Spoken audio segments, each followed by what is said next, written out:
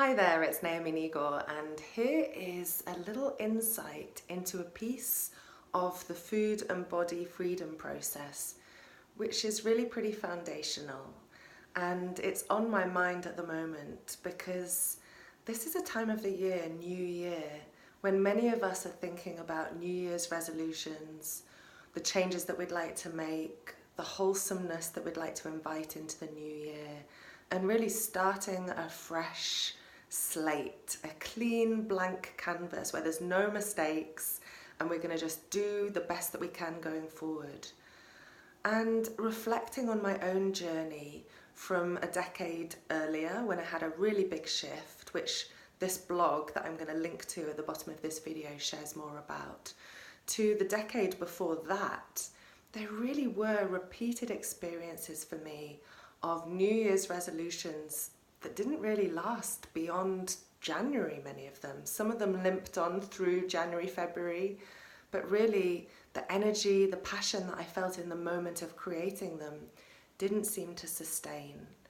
And I understand now, in my experience of working both with myself and healing myself around food and my body image, my body weight, and also working with hundreds of women over the last decade, that actually the split that many of us experience inside ourselves is really the cause for why those New Year's resolutions don't sustain later on in the year, and indeed for the rest of our lives, one day at a time.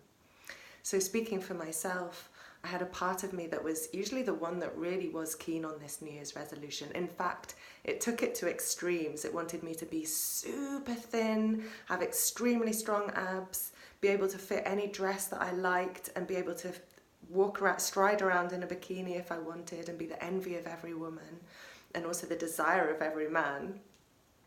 And it wanted me to eat in a certain way so that I could achieve that goal. And it wanted me to eat less perhaps than my body needed. It wanted me to eat certain foods only, no wrong foods or bad foods.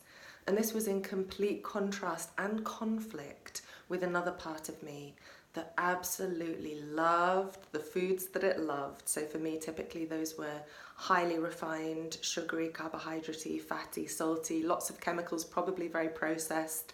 The chocolates, the cakes, the cookies, the crisps, the naughty foods that it loved to be rebellious about, and it loved to take those in hand and just ignore really the wants and desires of that first part.